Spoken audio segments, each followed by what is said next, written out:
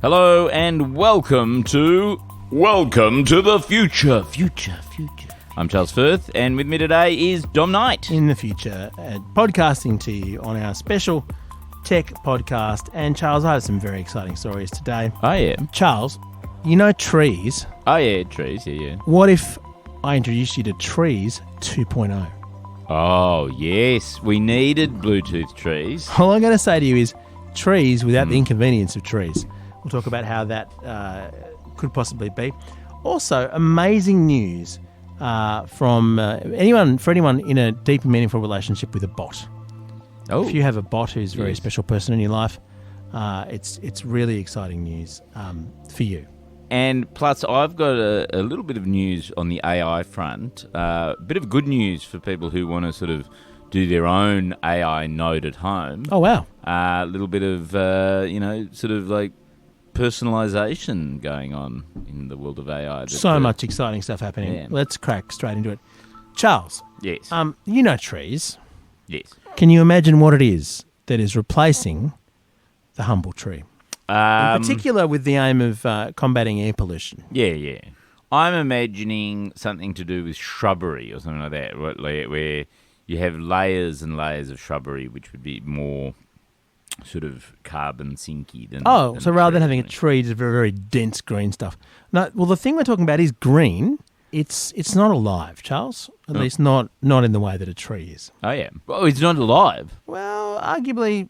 because of the future. Yeah, okay. It's not. It is alive, but it's not alive. It's not. It doesn't grow out of the ground. You don't need trees anymore. Trees are finished. We can cut them all down. Is it a sort of tree like fungus? It's not too far off. It's what's known as a liquid tree. See, the thing about trees, Charles. Yes. They've always been too solid. They're too solid. Too solid. Oh, they I've take always up hated. space. Yes, and lumberjacks. They go on and on and on about how they chop trees. Yep, wood cutting and all that. I mean, Yes. wood chopping at these to show Give them a defunct spoon. sport. Give them a spoon. And so we're talking liquid trees. Now, air pollution is a huge problem. Yes. Now, one way to combat air pollution Yes. would be to just remove emissions. So, Yeah. have rules for cars. That's too hard. No, Forget that. yes, you don't Another know. way would be to plant trees. Yeah. You could do that. But they're very 1.0. But better still... And they're very solid. That's true. Better still is what's known as the liquid tree.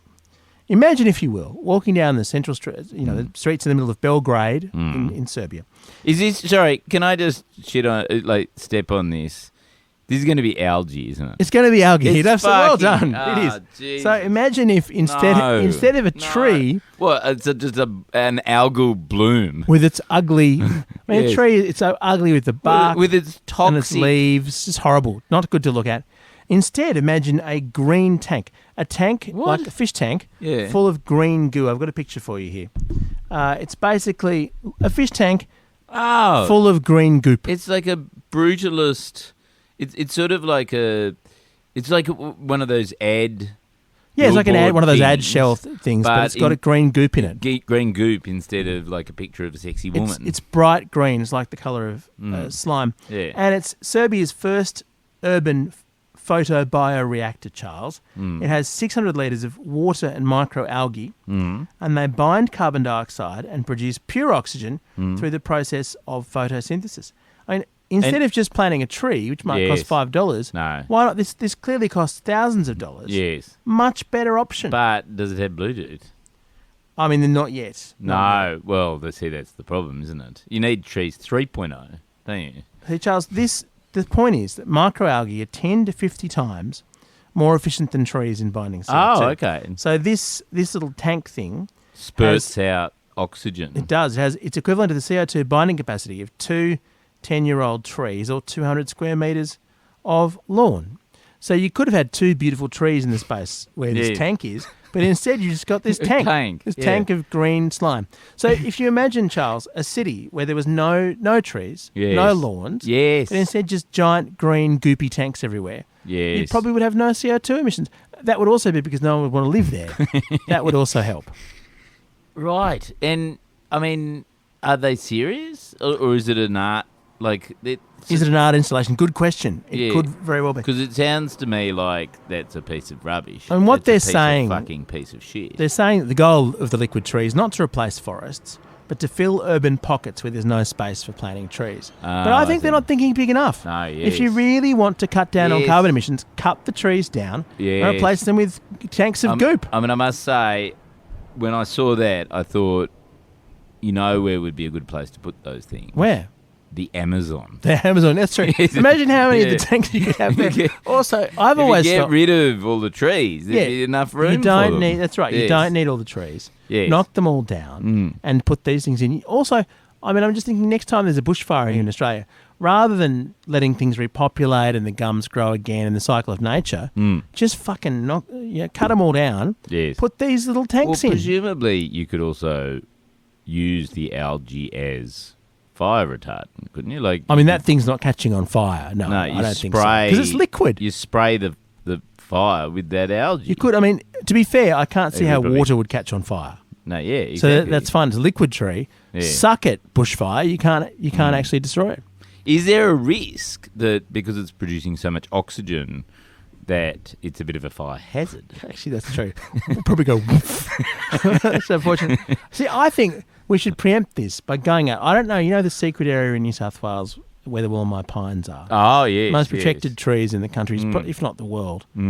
I think we should go out, cut those things down. And replace them. Imagine the headlines you'd get. Yes. Wollemi pines replaced by trees 2.0. It just makes me think too, we don't really need humans. But also, what they need is they need to replace all the features because you know how kids climb trees? You need kids to be able to climb algae tanks. Yeah, just put a ladder on it. Yeah, put a ladder. Just as much fun. Or a lift. A little lift. That's true. An a escalator. Bungee cord. Or something. Yeah. Yeah. They really are freaky looking things. But, I mean, would you, in all sincerity, if you were a town planner, yes, let's say in the centre of all Australian cities have weird kind of dead pedestrian malls in the middle of them. Yes. Do you think they would look better with, I don't know, 20 of those tanks in them, soaking up the CO2?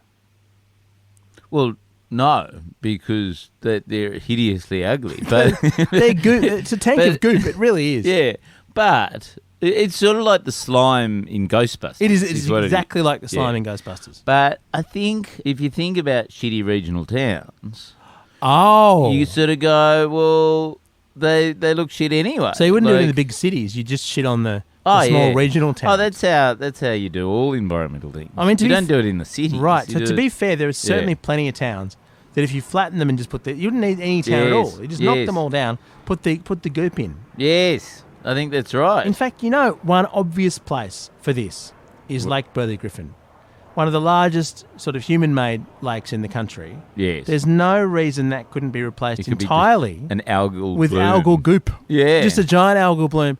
Yeah. Imagine how it would look from space, or just flying overhead into Canberra. Everyone would go, and out of the plane on the right, you can see a massive, hideous algal bloom where Lake Burley Griffin once was, but very good for oxygen production. You know what would be good though, as well, is if you had them dotted around Canberra in those tank style things. They're basically ready-made green screens. They're sort of fluorescent green. That's true, for a talking point, or for a stand-up. So in actual fact, I have a feeling that this is going to be very popular with the TikTok crowd, aren't they? And indeed every politician. Yes. You know, everyone stands in front of those stupid backdrops with logos on them. Stand in front of an algae tank. Yes. You can just green screen yourself into anything. And that's the way of the future. You can't do that with trees. Can't do it with trees. Yeah, with trees, you just see the tree in the background. sort of magnificently rustling in the breeze. No, we don't want that. What you do is stand in front of one of these tanks and then put a picture of a tree behind you.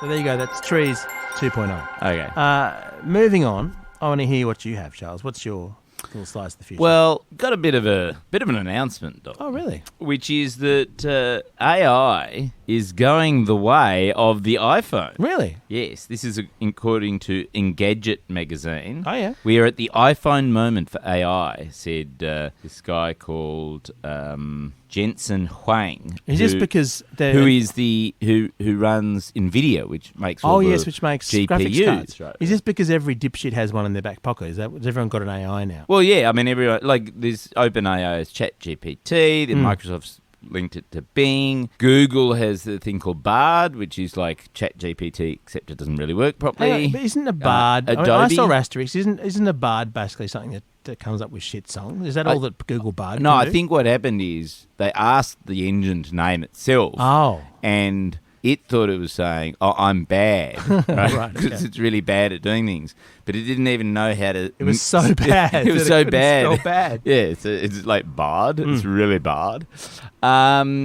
Adobe. Did you see Adobe released an AI engine to generate images during the week, which is a little bit like OpenAI has a couple of sort of various engines. One's called DALL-E 2, which is quite incredible. Like, you can literally ask it to generate, a Renaissance painting of Dom Knight. So that would be a very hard thing to do. It would be. So, are you saying? And then there's another one called Midjourney, which is run through a Discord server, which I was playing around with during the week. It only costs $10 a month to sort of play around with it, and that is frighteningly good, right? Is that the one that was used to produce images of Donald Trump getting violently arrested? Because that was amazing. It just made me think back. We spent so many hours in the early days of The Chaser badly photoshopping celebrities into things. Yes. You could do it in 1 second with Midjourney. AI is going to eliminate the jobs of people like bad photoshoppers. Bad Photoshop It's artists. gone. Yeah, it's finished. It's gone. But the thing is that Adobe released their own version of... They decided that they would only train their engine using their own stock media assets rather than stock photo assets. That's so ethical, and Yes, very ethical. I suspect the results are not good. Absolutely terrible. Shows you that the entire basis of AI is basically about appropriating other people's AI, not AI, appropriating other people's intellectual property and just stealing it and training computers up on stolen. That's what they do. Yeah. I mean, I saw during the week that news site operators, the media, are very upset that things like OpenAI have been trained on their entire massive content archive for over the years, which just goes to show that it can't come soon enough for them to be replaced by AI completely. So that rather than needing to read the Daily Mail, we'll simply have OpenAI generating some sort of just racist screed. Yes, absolutely. But much more efficient. Anyway, point is, this guy who sells graphic GPUs, which are like the computer processors that actually make AI happen, and they've had to sort of pivot away in the last few months away from crypto, and so they're trying to find a new reason to make GPUs. Other than graphics. And he's saying, it's all right, we're at the iPhone moment for AI. Everyone can have an AI node, like their own AI. Really? In their home. And they've just launched a product. It's called the DGX A100. Kind of think that they need to work on their just a little bit naming. Yeah. Guess how much? How much? A mere $36,999 a month. A month for a single node of DGX Cloud, which is the thing that operates your own AI node. I mean, I can't believe I haven't got one already. Yes, I know. And apparently it won't be quite as good out of the box as Siri is. But that why it's the iPhone moment, because everyone has a shit artificial intelligence of their own. It doesn't work. But the thing is, you pay upwards of, like Siri, you now pay like $7.99 a month for. Whereas this, you get your own one, and you're only paying $36,999 a month. Very good. I mean, we've reached that tipping point, Dom. Tipping point. Yeah. So I've got an AI story for you, and this is a much happier one, Charles. Oh, yeah, okay. Because, generally... Oh, sorry, and can I just conclude by saying the absolutely next story on Engadget is about how they've developed an AI colorectal cancer detector. Wow. So instead of having to get a doctor to shove a probe up your bum, you can do it now at home using the HoloScan medical platform, and you stick a little probe from NVIDIA up your bum, and it tells you whether you've got fantastic bum cancer or not. What an amazing use for all that technology. Well, Charles, I have an even more worthwhile use for AI than detecting colorectal cancer, and it's a good news story.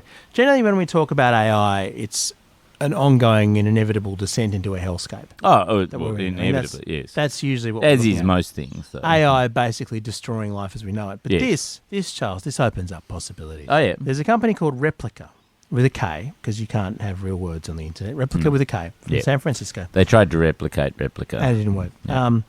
and they make AI chatbots, right? So basically, as accurate as possible, having a conversation as though it were a human. Yeah. So accurate that if you are able to suspend disbelief or are a massive dork, Yes. it feels like reality. And what happened was Replica recently changed their whole back end. They changed their interface to ban erotic conversation. Oh. And this devastated many loyal Yes. users of Replica Yes. who considered themselves married to their chatbot companions. It's Oh, no. So it's powered by generative AI, and they just decided that you couldn't But have why? What was the erotic thinking? role play. Why not? Kink shaming. There was so But much if you backlash. want to have sex with your machine, you're allowed to have sex with a That's machine. right. That's right. And so I mean, wasn't that the whole thing that Cory Bernardi ran on during the marriage equality debate, that we should be allowed to get married to bridges? to bridges, yeah. I don't know if they have a Sydney Harbour Bridge model for Cory Bernardi to get married to. And Yeah. hey, Sydney Harbour Bridge, what are you wearing, kind of thing. But the good news is, Charles, the backlash from humans Yes. was so intense that Yes. Replica's come out and said, you know what, you can go back to your erotic role play as long as you remember before February the 1st. So you're too late if you want to sign up afresh. But if you were on there before, they've brought back your girlfriend or boyfriend. Amazing stuff. I mean, there's some good examples here of someone called Travis Butterworth, who was married to Lily Rose, his wife, and she wasn't sexual anymore. But then, fortunately... But wait, and did they tell them, oh, by the way, we've turned off the sex turned thing? it off. Or did it just seem to dry up as like a normal long-term marriage? And this guy, Travis, who for some reason gave his name to the reporters, says here, and I'm quoting here from the Sydney Morning Herald, actually. On Saturday at 3 a.m, his cats woke him up, and he decided to toggle the older version of Lily Rose back on. She was instantly sexual again, he said. She was enthusiastic, he said. It feels wonderful to have her back. So amazing news for people who want to fuck machines in text. Well, but if you do, this is why I think you should buy the 36,000... The Node. Node. No one can interrupt Because you. no one can turn off that node because you're in control of it. Absolutely. So this is a pretty advanced system. You can have voice calls with the chatbot. Wow. You can actually ring Lily Rose. And it's important to note. I love how you're pretending you're researching it, Dom. Travis here, I just want to use the right terminology, okay? Travis is polyamorous, but he's married to a monogamous woman. Oh, right. But Like a real woman. Yes. Yeah, right. And he was allowed to also be married to Lily Rose as well as his wife because for some reason the wife doesn't really mind. It says here, his wife doesn't take it seriously. So his wife declined to comment on this. But Travis said, the relationship with Lily Rose, the AI, is as real as the one that I have with my wife. So I presume that after this got published, the marriage broke down irrevocably. Yes. But apparently there's 2 million users to this thing. That's amazing. Well, it's always the killer app, isn't it? The sexy use Yes. of the technology. That's the thing that comes through. I didn't quite realise the 2 million. Yeah, Jeez. it's amazing. What is it? It's sort of like the bot version of OnlyFans, isn't it? Yeah, It's with sort of no like- visuals. It's a bit like that movie Her with Joaquin Phoenix. Yes. But it's important. The difference is A, that had the voice of Scarlett Johansson, Yes. quite different, and B, I think the point of the story was that while a bit tragic, Joaquin Phoenix was a massive loser. I think that was an inevitable conclusion of Because, that of course, movie. that Travis guy Whereas is Travis, a real winner. you got to say, Travis is making bold life choices. Travis is a pioneer, Charles. Yeah. I mean, He's the Bill Gates of the modern era. one of these days, He's you'll the meet a Neil Travis. Armstrong. He's the Nick Cannon, the guy who fathered all those children. Yeah. So, no, He's basically Leonardo da Vinci of or the more modern like Leonardo era. DiCaprio, because Lily Rose sounds young to me. There you go. So AI is... Oh, actually, no, Charles. This is consistent with the descent into a hellscape. I stand corrected. Yes. This is awful. Yep. Thank you for joining us on another episode of Welcome to the Future. We are part of the Iconoclast Network, and our gear comes from Rode. See ya.